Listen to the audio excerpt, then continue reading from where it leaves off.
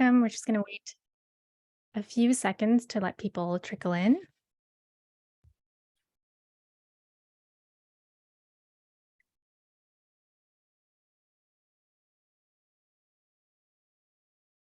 All right, let's get started. We have a lot to cover today. Welcome, everybody, to the session called What Can You Do with a PhD at the World Bank? We're really excited to have all of you here. Joining us today, we have 3 alums and a current PhD candidate in the Department of International Health. I'll let them introduce themselves, but we have Naira, Lais, and Julie joining us today. Let's just get started with the introduction right away. I see Lais in my screen first. Lais, go ahead and get started. Tell us a little bit about your story, what brought you to the bank, what made you want to think that you wanted to do something outside of academia. Hi, Prativa. Hi, everyone. My name is Lais Miachon. As Prativa mentioned, I'm a 4th-year PhD student. I'm a candidate in the Human Nutrition Program in International Health Department at Hopkins.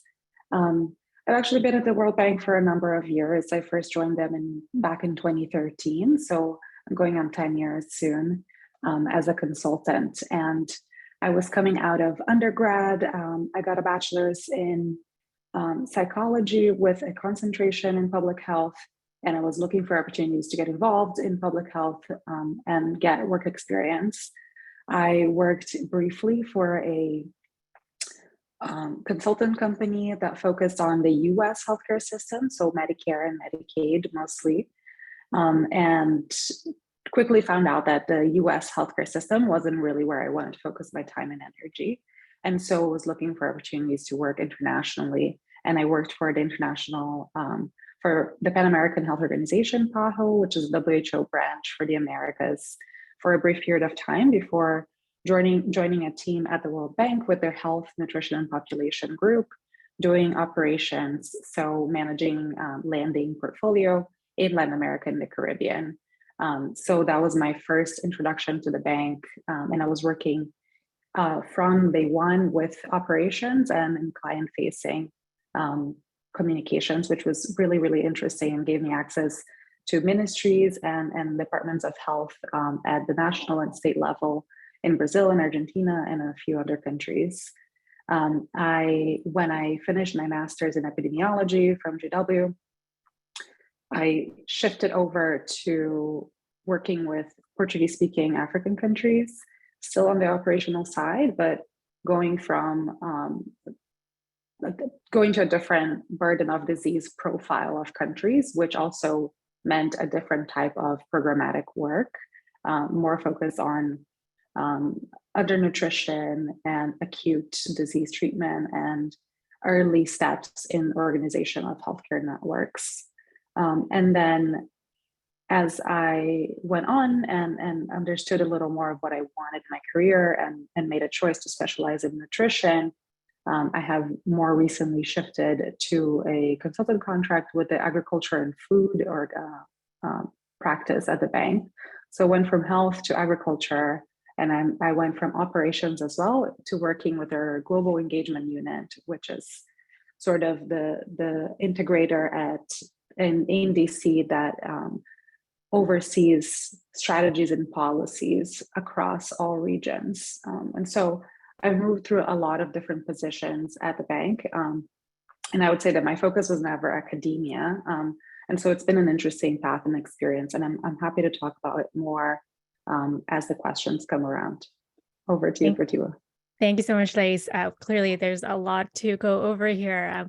Just before everybody joined, one of the things that we were talking about was, though we all work for the World Bank, we work in our little bubbles. So I'm going to be quite curious to ask you a couple of questions about the work that you do and the teams that you've been engaged with. But before we go further with you, I'd like to allow our next panelist to introduce herself. I have Dr. Julie Ruel-Bergeron on my screen. Julie, over to you. Thank you so much, Prativa, and thank you to the whole team for inviting me to be a part of this event. This is something that we've done in person, which is maybe why I thought it was in person today. But it's nice to see this happening again, and perfect pronunciation, Prativa. I'm impressed of my name. That is not normal. That doesn't happen much. In any case, so I'm happy to be here today, and just to try to respond to the question about the trajectory. So I guess I actually spent some time, I mean, I grew up abroad, essentially. I spent much of my earlier years in Guatemala. And I think I mentioned that because I think that's what first sparked my interest in kind of international development very broadly. I also come from a family of nutritionists, so that maybe further honed my interests. But I think that having that international experience from a young age has been, very important in terms of the career path that I've chosen for myself. So that's just for starters. But then I did my undergraduate degree at James Madison University in Virginia.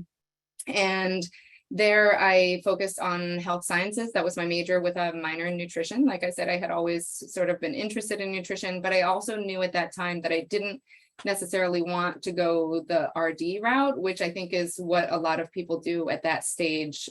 That's, one of the big options if you want to pursue nutrition. So I was happy to just do a minor in nutrition. And then I went to work actually for the WIC program. That's the Women, Infants, and Children program that maybe you all have learned about. Most people who have been through one nutrition class or another have heard of WIC. And that was really kind of a wonderful experience, I think, in terms of, learning all of the details about child feeding and feeding during pregnancy, even skills, and then developing skill sets like, weight and height measurement, hemoglobin measurement for young children.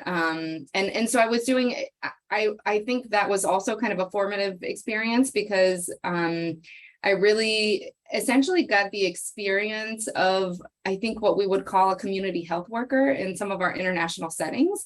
And I found that, to be a wonderful job, but similar to lice, I think I thought, okay, well, I don't necessarily want to keep my focus on the US. And also there was kind of a limited growth potential at the level of WIC unless I wanted to get into management, for example, which I didn't necessarily think I did. So from there, I decided to do an MPH, and I did that also similarly to lice at GW. So we have a lot of commonalities. And yeah, so I did my MPH, and that's when I really chose to focus on international health. So I think, the choice there was either to focus in on nutrition, but there wasn't international nutrition as an option, and instead to go a little bit more broad into public health as opposed to focusing on nutrition. But with public health, at least I was within the global health department, which was something that I was looking for. And so after I finished my master's, that's when I landed a consultant position with the World Bank. So that was in 2009, and that was in Haiti specifically. So I had seen something circulate that was, for a short-term consultancy, which I know we're going to get into because I saw that as a question further down, all the different types of consultancies here at the bank. So it was a short-term consultancy, and it was really to help with the policy dialogue in nutrition specifically. Haiti at the time was redoing their nutrition policy. But then it was also to help them with the development of a project in social protection sector, which is often where nutrition falls, that had kind of some conditionalities that were linked to nutrition messaging. So one thing led to another, and I did about 5 years as a consultant, and again, bouncing around. I think that's probably something that you'll hear about and that I would actually encourage within the bank. I think it is an opportunity to work in different regions, different sectors, depending on your area of interest. And so that's sort of what I did. And I think once you develop a name for yourself, you then have the luxury of selecting, the jobs that you're interested in the countries that you're interested in. So, so that was very nice. After that, I went on to do an ETC, which is an extended term consultancy. And I remember at that time that my manager had said, after my 1 year, so it's usually a 2-year contract, and it's more similar to a staff position, but it's a little bit different. And my manager, after 1 year, had sat down with me and said, I often don't know what to tell young people like yourself, because it's very hard to find staff positions here in this institution in this kind of early career stage. And so, if you've ever thought about going back to school, this is probably a good time to do it. And that was really like the motivation that I needed to just say, okay, that's what I'm going to plan for, because I don't, I think the expectation to find a job here at the bank is probably limited. And why don't I go do my degree, since I've been thinking of that. So then that's what I did. And that is where I ended up at Hopkins. I decided at that point that I really wanted to focus in on nutrition, because even though I had an MPH, I had done all of my dissertation work, both, in my master's, as well as any subsequent work I was doing at the bank, was all focused on nutrition. So that's how I ended up at Hopkins. And then I came back to the bank essentially, and that was serendipitous, I would say. There was a position open, a nutrition specialist position that opened up right around the same time as I was graduating, and so it was kind of an easy entry. But I wouldn't say that that's typical or usually the case. I did have consulting contracts that were going similar to LICE while I was doing my dissertation, so I had kept some of the contacts going. But sorry, I think I talked too much, so I will hand it over to the next speaker. Thank you, Julie. Naira, over to you. We have Dr. Naira Kaira joining us, and I will let her introduce herself, and then we'll follow up with some of the many points that have been made so far. Hi, everyone. My name is Naira Kaira, and I currently work as an economist at the Africa Gender Innovation Lab of the World Bank. Similar, and I think, thank you, Julie, for that introduction to what an ETC is, because I'm currently in what you call an ETC contract, which I started right after my PhD, and was advertised very similar to a staff position, and I interviewed into it. But also, like my colleagues here, I had done short-term consulting contracts with the World Bank in very different teams, and all three entry points were completely different. One of them, my first short-term consultancy, was advertised through my department, which was the Department of Health, Behavior, and Society. So I literally saw an advertised position for someone specializing in systematic reviews, which is what I had a lot of background in. So I interviewed into that consultancy position. My second consultancy was linked to my MPhil network, which was at the University of Oxford in evidence-based social intervention.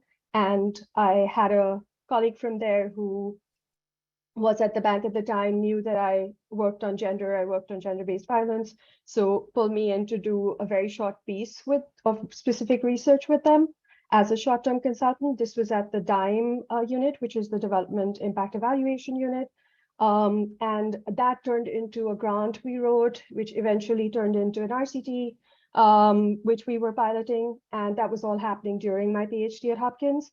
So I did multiple consultant projects, and then very independently learned about my current unit through another grant I got for my PhD research, which was from the SVRI and World Bank during my PhD. And that's how I met my current team and manager and learned about the unit's existence pretty much. And then I kept an eye out for positions. That was the time I signed up for jobs at the World Bank, because I got excited about the possibility of something more interdisciplinary and less econ focused, and saw this position just in time, right before my defense, and was fortunate enough to land the job right after my PhD.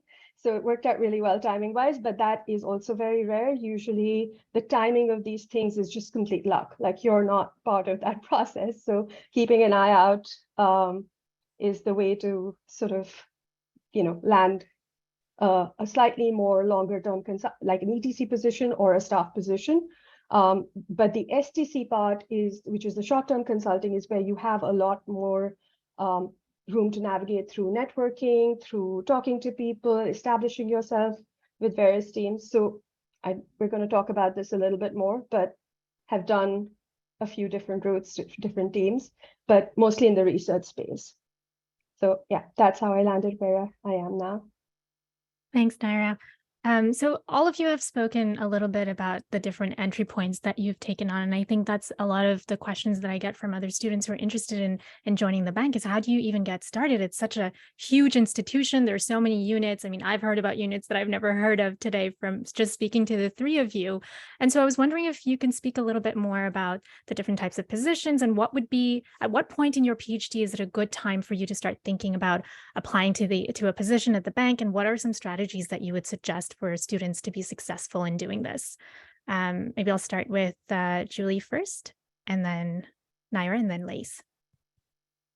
Yeah, sure. So I guess the first very practical piece of advice I can give is to sign up on the career website of the bank for the automatic alerts that send, anyway, anytime a position is posted, it sends you an automated email. And, of course, you select which units you might be interested in, what field, whether it's economics, nutrition, health, agriculture, infrastructure, whatever.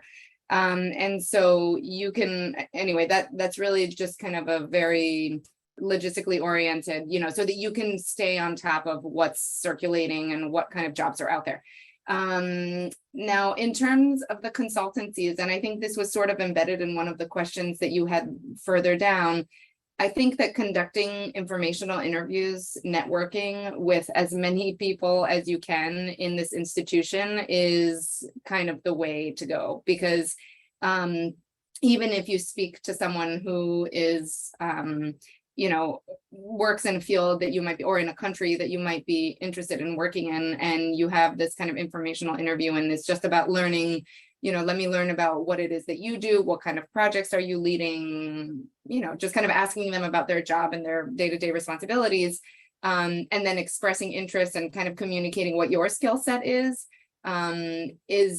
basically to me, that puts you on their radar. So it's not to say that something's going to come up immediately, but there's so many needs for consultants on a permanent basis in this institution. I mean, this institution, for better or worse, thrives on the work of consultants, which sometimes can feel a little bit unfair to consultants specifically, but we really use consultants for so many different tasks because we don't have enough staff to do everything that we need to do, especially, and this can be, both technically as well as operational support. So when I talk about technical support, it can be, and I'll use nutrition as the example because that's what I know, but say, okay, we have a country that's what I was doing in Haiti that needs help in their nutrition policy.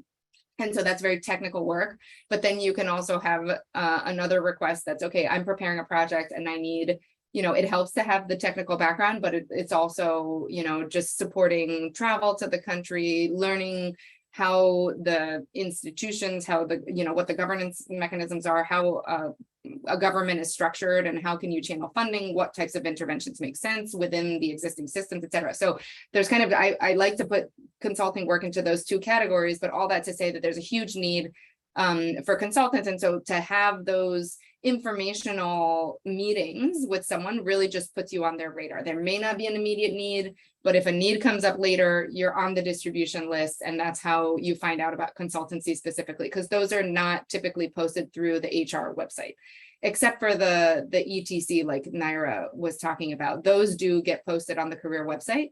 But in terms of the short-term consultancies, I don't think they do. And that's always how I've found short-term consultants is, you kind of circulate the terms of reference and to the people that and you say, hey, if you know of anyone who's interested, please send them my way. So it's really a networking kind of institution in that sense. And I do think, again, that the short-term consultant role is the entry point to this institution. I mean, I'm not sure I've ever met anyone who didn't start off as an STC, especially at the more junior level. So yeah. Thank you, Julie. I mean, all four of us started off as STCs and some of us are still STCs. So definitely echo the networking piece. And just to add to that as well, in my team right now in the GFF, every single person that we've hired as a short-term consultant has been through an existing team member, blasting it through their network at Hopkins and then hiring them. So would definitely echo that sentiment. Thais, I wanted to bring ask you, since you've kind of navigated both the operation side and more the technical side as well, could you speak a little bit more on the entry points and what you've seen navigating all of these different teams as well? If there's anything more you'd like to add, that Julie has already said.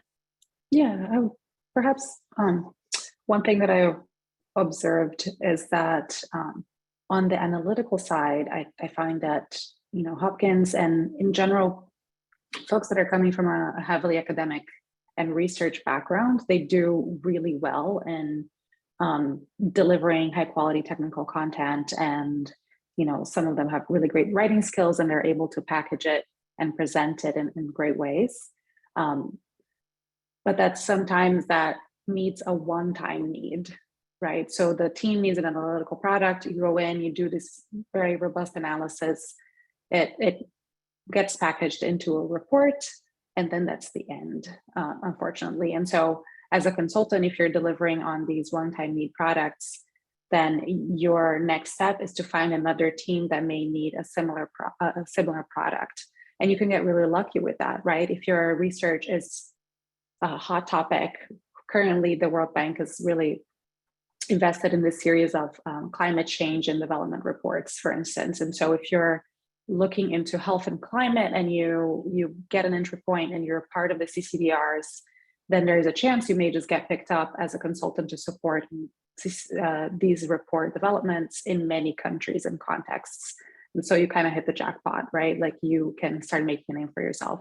But if you're, on the other hand, in a one-time product, it may be harder for you to re-enter. And so on the operational side, some of the skills that can get you through are some of the things that Julie was mentioning, right? Like you're working with clients, you're taking that information and putting it in front of the clients in a way that is digestible, in a way that is relevant to their context. Perhaps you have a language skill that helps you translate and bridge those cultural and national gaps. So there's a bit of a balance between what is a one-time need and what is a current continuous need, and how those go together. I don't know if Naira, you have any more that you could add on, since you're on the more of the analytics side.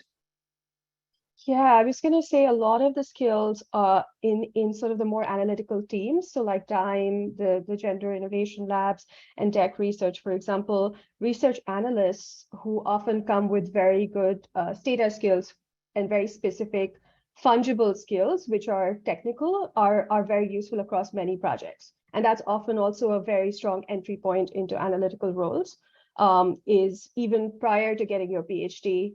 Research, it's almost like a pre-doc program.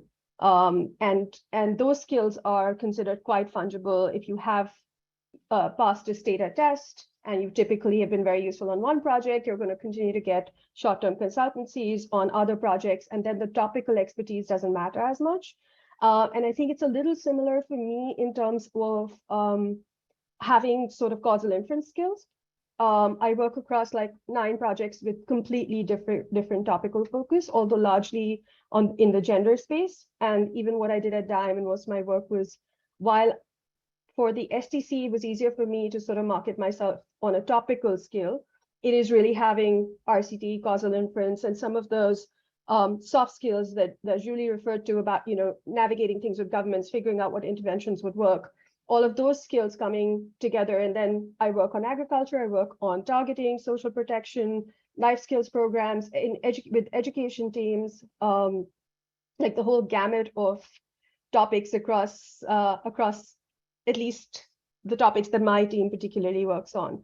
So there, I think for very analytical roles, very technical skills can be very useful.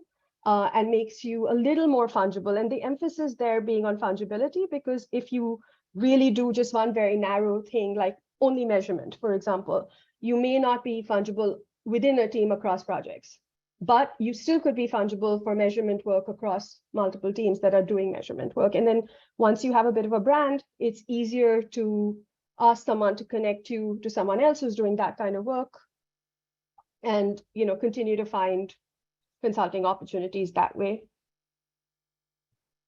Thanks, Naira. And that brings me to the next section or next set of questions that we wanted to ask you. It's really about the skill sets. I think a lot of students or graduate students are interested to hear about, obviously you've just spoken about the importance of technical skill sets. And I was wondering if one of you or all of you can elaborate further on what type of technical skill sets do you think would be most beneficial for students to hone in on while they're still students, that would make them attractive for consultancy and maybe a longer term career at the bank.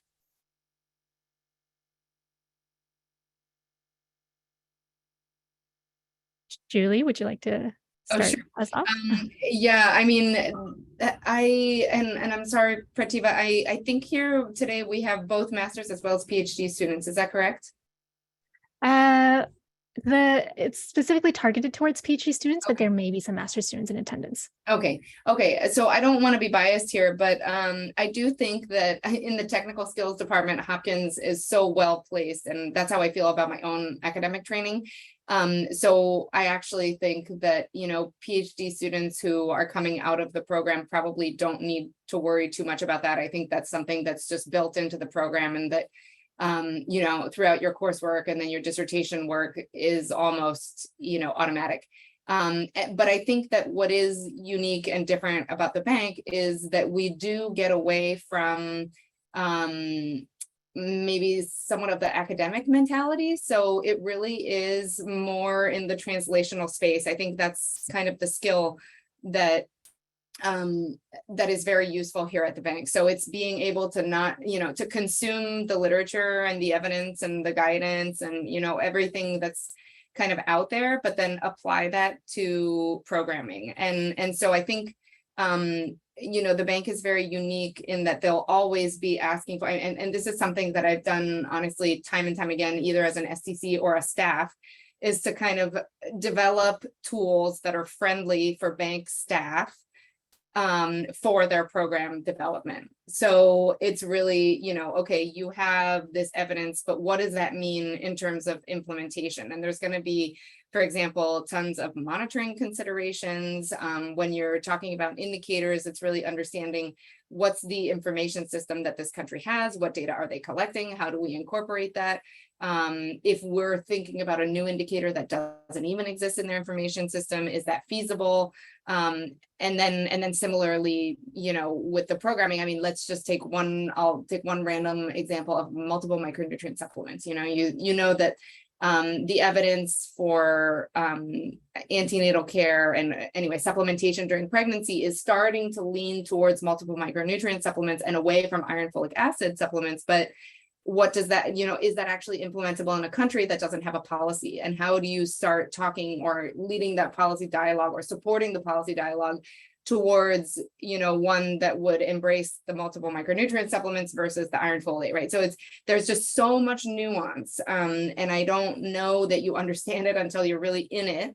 But people talk about it all the time, is that what you find in your randomized trials is not going to be something that's necessarily implementable. And so how can you fill that gap? So that to me is like the real useful technical skill to work on, if you will. I'll stop there and let the others comment as well. Thanks, Julie. Naira, Lais, any additions from your end? So I just want to say that in the analytical space, that's slightly different. And I think what Julie is saying is very, very important for folks working on or looking to work on operations and programs and not in the very research teams, because the research teams are a lot more like continuing in sort of an academic space, but with that additional requirement of what Julie said, also being able to translate what you're finding. So given that I work in the impact evaluation space, a lot of the work is bringing in technical expertise on research to make sure that you're evaluating a program at a very high standard and speaking to causal inference to the extent possible. But those translational skills are really useful because you're often explaining to government counterparts or folks who have never engaged with research before what you're basing your research on, what your design means. So we do a lot of extensive workshops to explain what we're trying to do and why. So that translational skill, definitely highlighting what Julie's saying, that is really, really important. But then having the technical skills to produce research that's publishable, in my case, often in with economists in econ journals or registering it on economics registries, the AEA, or even with clinicaltrials.gov, but like making sure that, it is something that academics can also read and peer review to some extent. So the requirements for concept notes, which is this whole, right, I'm now getting very technical, but which are concept notes are these sort of what you're going to do products that are passed around. And for research, those are often peer reviewed by people who also have a PhD. And the idea is you would have someone with a PhD, but you would also have other peer reviewers who are on the operational side, so that your research proposal almost speaks to everyone. So it's having that balance of both and having a lot of applied experience at the same time. So it's not purely like academia, but that's where public health academia or applied public health speaks really well to some of the work that the bank does in this sort of impact evaluation and analytical space. So yeah, just speaking from that very narrow perspective of like probably 3 or 4 groups who do that kind of work in the bank. Yeah. Thanks, Naira. Thanks. Thais? I second what both Julie and Naira said. I think the being able to liaise and work closely with economists is a big. You just need to have that lens and focus. You need to be able to translate and relate your research and your work to development, right? This is a development institution. And so if you're not tying it up with the bottom line and growth trajectories for these countries, then it becomes difficult to integrate into teams. And maybe we'll get into more of that later. And then one other skill is that as you progress and beyond being a consultant, as you join teams and you're working with more people, I think management skills start to become more important. And this is something that maybe I'll kick it back to the career center folks, is that I feel like I haven't had great opportunities to develop management skills either at the World Bank as a consultant or at Hopkins. So maybe if there are other opportunities that the career folks can highlight for students, that could be a nice integration here. Thanks, Thais. I actually echo that too. I think management skills and also communication skills, especially when you're speaking with such a diverse set of stakeholders, just learning how to make your research, especially if you're in a much more technical team, and make it useful or make them see the value add of what you're doing in a non-technical way. I think it's a really, really important quote unquote soft skill that unfortunately PhD students don't necessarily always get training in. And so if we could incorporate that into our curriculum in some form at Hopkins, I think that would be great. So you've already spoken a little bit about the non-technical skills, the translation piece, the communications piece, the management piece. Can you speak a little bit about when you were PhD students, what were ways that you learned to utilize those skills? Were there particular workshops that you took, or was it additional projects that you took on? Like what allowed you to have the skill sets, or was it more once you entered the bank, you kind of figured it out on the go and then and learned those skills there? Because I think I would love to give the PhD students in attendance today, practical places that they can go to start acquiring these skills before they start at the bank. I'll open it up to, yes, go ahead. Yeah, I mean, I think so much of it is learning by doing. I would say that that's how it was in my case. Yeah, but another thing, I know that I don't know if this is actually across all the PhD programs, but there's also this if I recall, non-thesis research project or something like that we're required to do. And so I actually think that's a wonderful opportunity to just branch out and do something very different than what you're used to. So that's just what comes to mind to me as one potential opportunity. And I'm thinking of David Peters specifically, who I believe is also leaving, but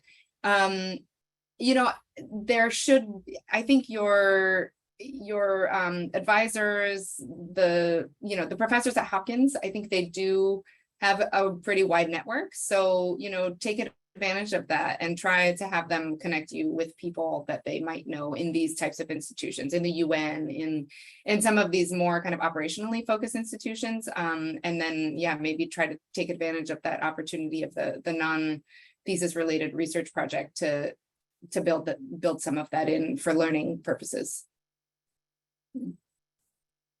Thanks, Julie. To that, I would also say there are lots of courses that may not be available in your department, but that might be available in other departments. So as grad students, we're allowed to take classes in SAIS, for example, or in the business school. So I think if you had the space and the time for it to be a little creative and see if you can, add in a management course or a communications course, there are some that are included in the institutes, I believe. But yes, maybe just going a little bit outside of your department to see if there are potential classes that you can take might be a useful option as well. Naira, I see your, yes. Yeah, I just wanted to add, so things like, the global health field placements, I don't know if these are still available, but those are some additional opportunities that kind of give you a little more of that hands-on experience. So depending on, and they have a variety of projects, but you can always find one that's working. And I believe Peter Winch used to do work with the government in Bangladesh at the time. So, there's a lot of opportunities with faculty where you could get, a similar, some insight into what international organizations really do. We also have faculty at Hopkins, and I believe in a lot of the health systems folks, at least at the time when I was at Hopkins, did work with the World Bank closely. You talk to them, and I think that's another way to sort of understand what kind of research projects or what kind of projects they're doing. And they may be able to also link you with people directly, even if they currently are not working on something. They know folks in those units typically. So that's another way to find out about opportunities. Then we have, I know from my cohort, my PhD cohort, there were people who applied and successfully got the Young Professionals program. So if you're under 32 at the time of, I think that's something you should look up on the World Bank website, and I'll try and add a link here. But the YP program is another entry point into the World Bank, which actually doesn't require you to have a lot of this STC or network. It's quite a lot of people come with like having never worked at the bank before. But that's something that I think is worth looking into if you're eligible. I unfortunately had missed the date by the time I even started looking for short-term consultancies, but I know people who planned well in advance, built their CV towards, something like the YPP program, which is a career track. It's straight away a staff position, and that also changes from year to year. But do look into that. Thanks, Naira. Thais, any additional insights from you? I think they pretty much covered it pretty well. Maybe we can move on to the next. Sounds good. So my next question has to do with the fact that a lot of people think that economists, comprise of the World Bank, and most of the teams include economists only. And I was wondering if you can speak a little bit about the diversity in your team. Clearly, we have some nutritionists, we have some public health folks, but I was wondering if you can just speak about a couple of projects or teams that you've been in, so that the students can really see the diversity and the depth and breadth of skill sets that are available, and see whether, one skill set in particular would be something that they would consider to be a good fit for them. So I'll open it up to whoever would like to start first. I can give a couple of examples. So one from my operational days working in Portuguese-speaking Africa, I was working as a consultant, and the manager of the team was a health economist. And so often in the operation side, in HNP, we see that the lead person is either a senior health economist or a senior health specialist.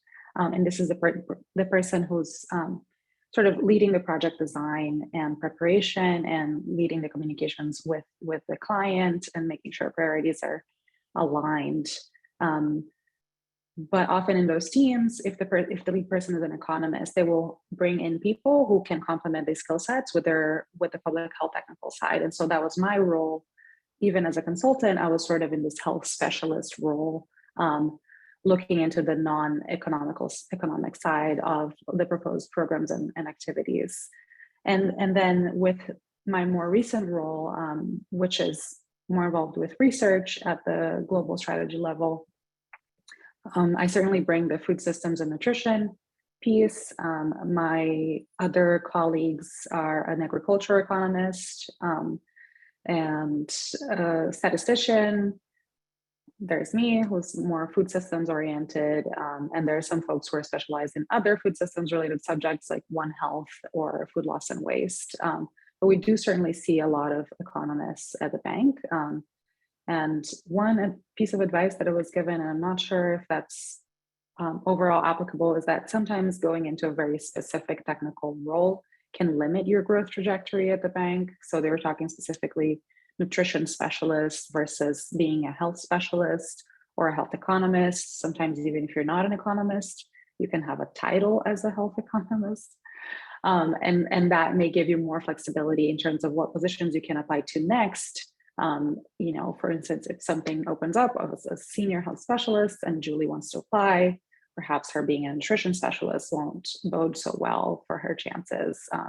And nutrition specialist being specialized position may be more, maybe harder to come by.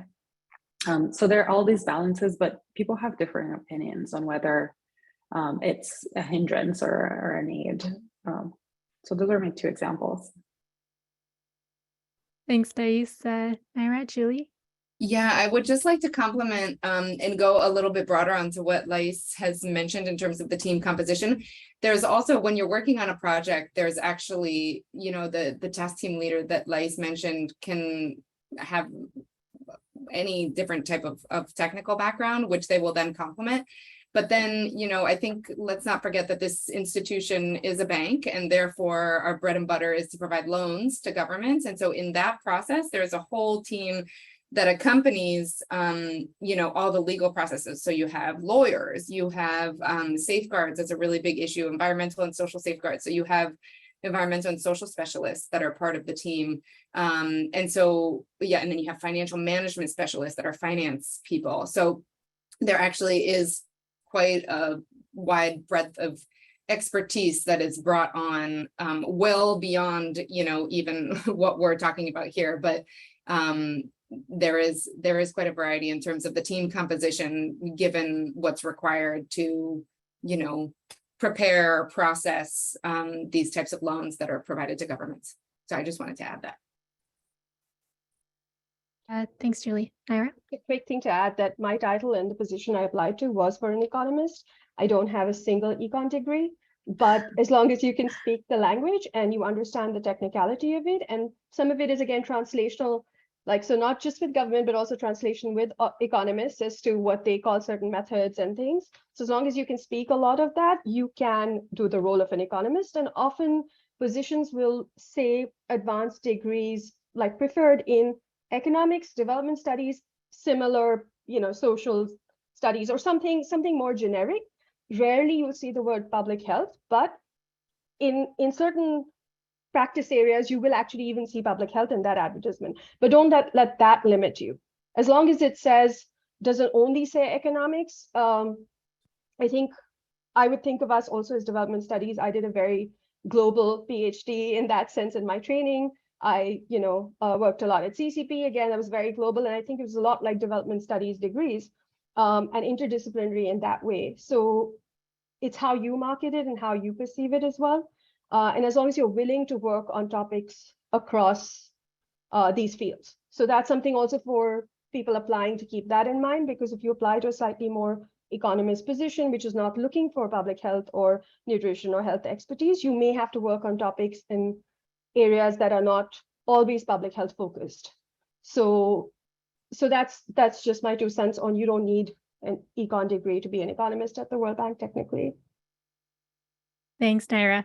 I think we only have 10 minutes left. So what I'm hearing from all of you is basically to network, use your Hopkins network, essentially, to see if you can get a foot in the door and to get the skill sets that would be helpful as a bank employee, and tailor your skill sets so that it's tweaked and appropriate and marketed in a way that reflects what the team wants. Is that a good assessment of what we discussed? Okay, great. So for the last 7-8 minutes, I have received a lot of questions in the chat. So we're going to see if we can get through some of them. There was one question on if there are similar opportunities with a DRPH versus a PhD. And I wonder if one of you can speak to that.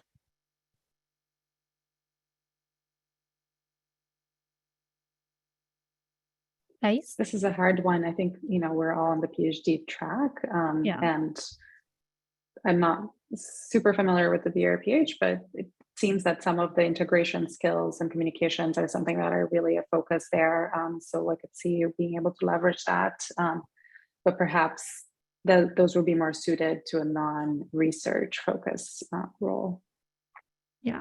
And I think it speaks to what Naira was speaking earlier as well. As long as it's an advanced degree and you can market your skill sets to fit, I don't see why that would be an issue, but definitely a question that since all of us are in the PhD tracks, might be difficult for us to answer. The next question that I received had to do with, this person is wondering if people that work at the World Bank are happy with their salaries. So if you can speak a little bit about the compensation, what you feel comfortable sharing, of course, that would be great.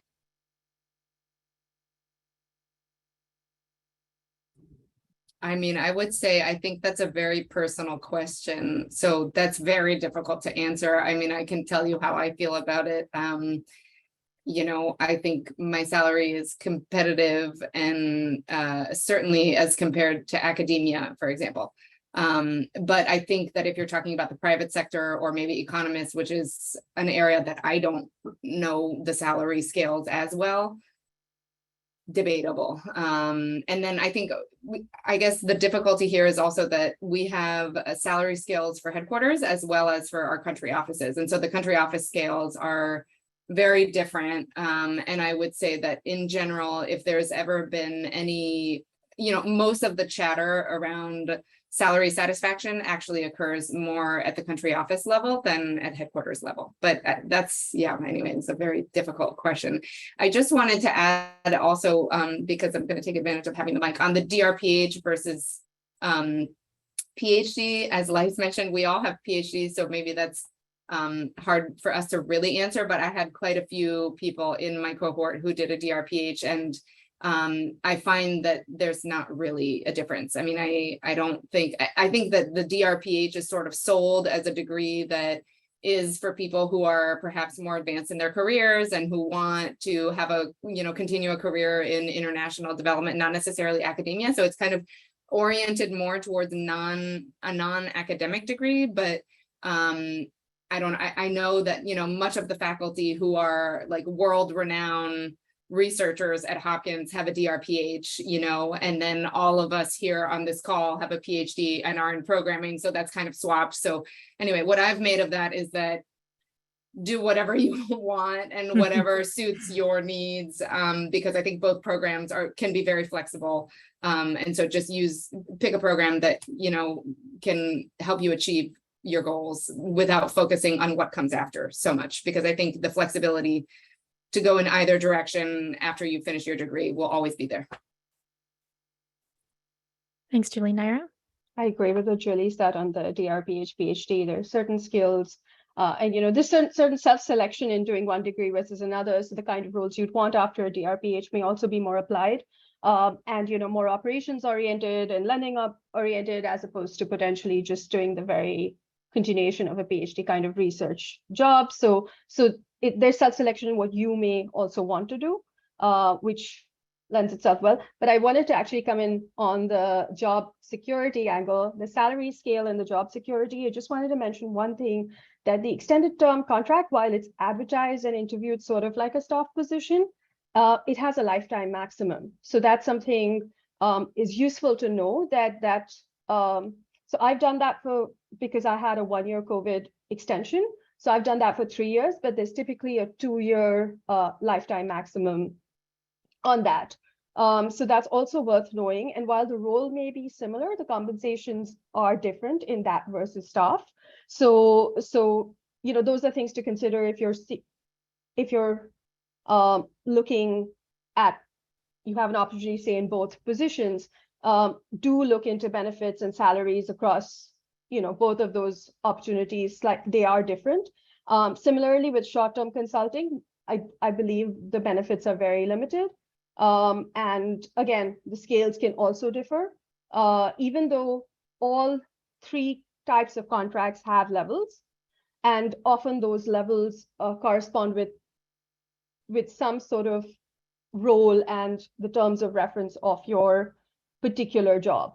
So there are parallels across all three contracts, but the compensations could differ. And certainly the consulting has typically, at least in my experience, less job security built into it. Both types of consulting contracts, again, but the ETC has some sort of security in the sense that it runs for the full year, and then can be extended for another second year, but then it has to stop there. So these are the differences between the three sort of contracts. And of course, internships are another role that the World Bank has, which are also very, very limited. And I think they're typically over a summer period or winter period, or so all four types of contracts are very different. Thanks, Naira. Lais, anything to add there? I think my piece of advice for anyone starting with an STC contract would be to really negotiate your rate as much as you can and try to get as good of a rate as you can, because that will largely determine every single rate change that you will have while a consultant. And so if you get in and you're sort of in a rush and you skip the opportunity to negotiate, then you might regret it later, because your increases will be incremental and there'll be a percent of your original rate always. So make sure you do take the time to negotiate, and don't be in a rush to get through that process. I know it's exciting to start working, especially when you're been in school for so long, but yeah, don't gloss over it. It's important. Thanks, Lais. And I think that's all the time that we have. Elizabeth, do we have time for one more question, or we do? Okay. So I think the last question, any last parting words for the grad students that are listening in today? Any advice that you'd like to impart on them before we end things today? I would say I think getting out of an academic program, don't forget everything else, right? Everything that you read on the newspaper, be informed in the global conversations and what's important across multiple institutions. I think the World Bank is a big player in international development, but there's, WHO, IFPRI, the UN agencies, there are Gates, there are all these organizations who are setting priorities and setting trends. So being in tune with what those large conversations that are going on will let you more easily slip into what we call bank speak. The bank is known for having a ton of jargons and acronyms, but being familiar with some of those terms that are being used, not just within the bank, but in a lot of these other international development organizations will make you come across as an informed, well-rounded professional, and less so of a book nerd that has been stuck with your book warm hat for a long time. So those are my last thoughts. Thanks, Prativa. Thanks, Lais. Julie? Yeah, I typed this in the chat, so I'm sorry to be redundant, but we didn't really touch on some of those soft skills that we talked about, or that were part of the original questions. But my advice is spend as much time in the field as you have the opportunity to do. I think that is very highly regarded. This is a global institution. Very little of your time will be spent interacting within, and it's going to be externally facing with people of all different cultures, backgrounds, languages. And so spending time in the field to get a sense of what the realities they face is invaluable. And then similarly, I mentioned the language component. I know this is difficult for some, but if you have any time to, if you don't speak another language already, I think that's kind of a critical skill here at the bank. And I feel that a lot of the time, I owe my career to my language skills and my advancement here at the bank. So it's very useful. Thanks, Julie. Naira? Yeah, I think I've learned so much today, just to say that, just keep having these conversations. And I'm so glad I got to meet and hear from Julie and Lais and Prativa, your experience as well. Like, there's so many units and teams you don't know about. So just keep talking to people and networking and, finding out. Another thing I find helpful is using LinkedIn and Twitter, right? You can follow a lot of people. So a lot of the STCs are posted there as well. And that's one thing where, like, I know I, for my team, often, do post some short-term consultancy opportunities once in a while on either of those spaces, or my colleagues posted and I would, repost them. So that's definitely one way to sort of follow a group of people, or a person or two or three whose work you're really interested in and you feel like you would fit in really well with. So doing that is another way to keep an eye out for opportunities, because there's always a gap between when you speak to someone and when there's a need, and they may not recall having that conversation. If the gap is not there and you're really lucky, that's luck alone. But often there is, and then just jumping in, seeing that opportunity, reminding someone that you have those skills and they're looking for those skills, that works out really well for most people, for short-term consultancies at least. Thanks, Naira. And with that, we only have a minute left. So I wanted to thank all of our panelists for joining us today. Thank you so much for making the time. And thank you to the Career Services, the Alumni Relations, and PDCO for sponsoring this event. Thank you, all three of you, for a really, really insightful and important discussion. And I hope that our attendees got a lot of important insights and consider a career at the bank. So thank you all for taking the time during this lunchtime on a Monday. Bye, everybody. Thank you so much. Bye. Thank you. Bye-bye. Thank you and bye-bye.